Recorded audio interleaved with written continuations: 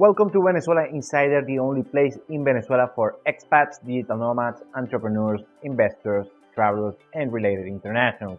For more information, venezuelainsider.com. Today we're talking about why you should not listen to the advice of Venezuelans, especially if you're an international, that is coming to Venezuela regarding just visiting, dating, investing, or living overall. So let's start. So I'm going to divide the Venezuelans that you should not listen advice to four kinds of Venezuelans. And I'm going to explain why each of every one of them is going to give you bad advice regarding Venezuela. But the thing that four of these kind of Venezuelans have in common is that most people give you empirical advice, just the advice that they have on their own experience. And since all people are different, have different experiences, for instance, a rich person is not going to have the same experience as a poor person, or someone who is educated is not going to have the same experience as an uneducated, or the people who are young not going to give you the same advice as an older one, or someone who is more sophisticated and only mingles with sophisticated people is not going to give you the same advice that quote unquote unsophisticated people. And also, you have to take into account that not everyone knows the rest of the world, just knows Venezuela and a little bit of Colombia or maybe the States, but doesn't know what they're talking about. They don't know what they're doing. And if a Venezuelan doesn't know what they're doing, you are way less prone to know what you're doing. So, four kinds of Venezuelans that you should not take advice, let's start. The first one is the migrant. Sadly, you know that Venezuela has around 7 million migrants all over the world. You probably already met a few of them. They are in the United States, the rest of Latin America, Spain. We had a lot on Spain. So you probably already met a Venezuelan. And they have a lot of bad things to say about our country. And most of the time are they are doing it for legitimate reasons. What happens is most of these migrants migrated between 2015 and 2018 when the country was at its worst. So the country was bad back then. Their socio-economical situation of most of them, and I would say all of them, had a terrible socio-economic situation back then. They are angry, frustrated, because a lot of things that wasn't their fault, they were affected negatively, and all they have to say is negative things about their country, and they have all the reasons to do so. I'm not criticizing. By the other hand, when they migrated, many Venezuelans, when they migrated to the countries that are right now, like the US, or Spain, or Canada, or other places in Latin America, usually when a migrant comes to a country, especially a country not as developed, for instance, like Peru, or Colombia, and even Spain, well, this is a different kind of discussion. But anyway, they're gonna get the worst jobs, the worst paying jobs, the high working jobs with the worst pay, and they're gonna have a subpar standard of living compared to the average citizen or of any given country.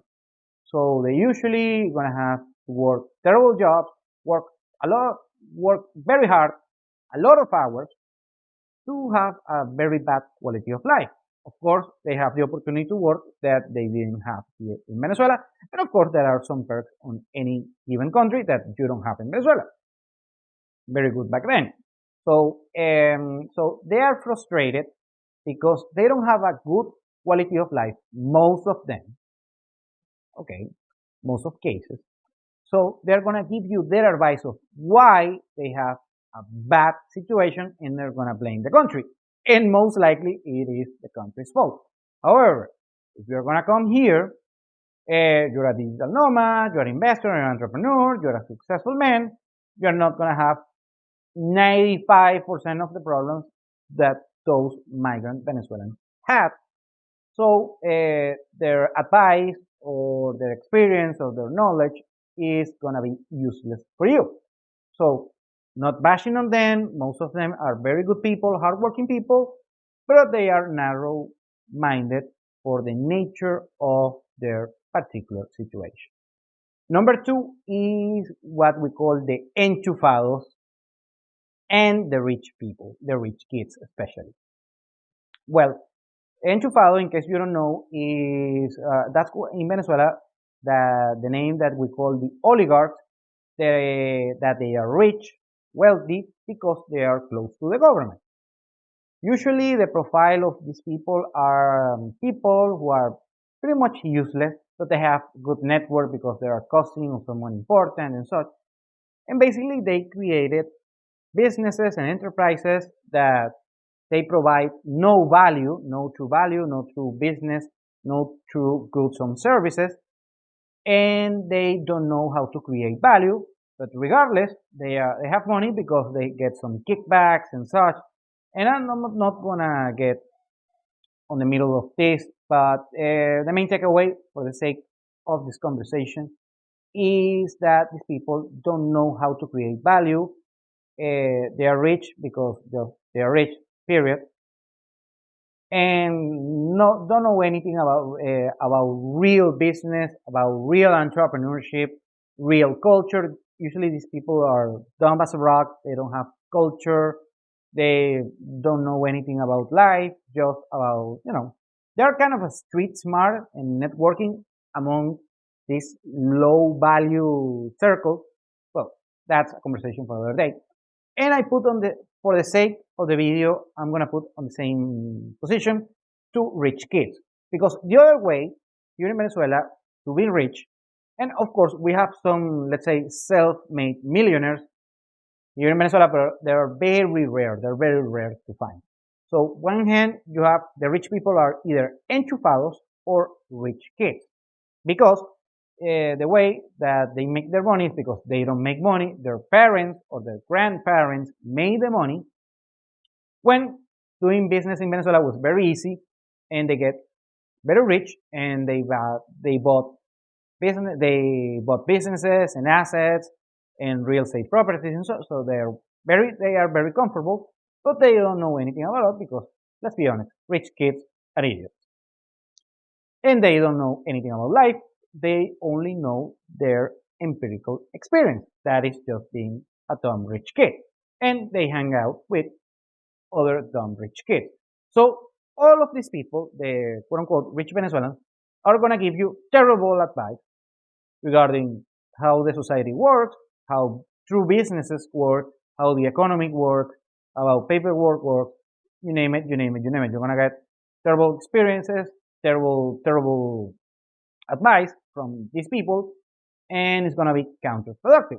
So that I'm not saying, I mean, some of them are, regardless of the situation, kind of a cool people to hang out with for a while, but don't take their advice because they're going to give you crappy advice. The third kind of people is old people. I'm talking very old people, talking senior people, the boomers, the Venezuelan boomers, because they had a very easy economy to work with, and they're always complaining about the situation is bad, and they have all the reasons to do so, but they are comparing the situation regardless, compare to what we had on the 50s, that we had a right-wing dictatorship, but the economy was good back then, so they missed the dictator back then, so that's discussion for another day. But also they miss some of the people, some of the politicians on the 70s, in the 80s, because Venezuela was way rich back then, and they miss those times, and they don't know that it was socialism back then that we had right now, that we had back then. So, but right now we have another kind of, well, we don't have socialism.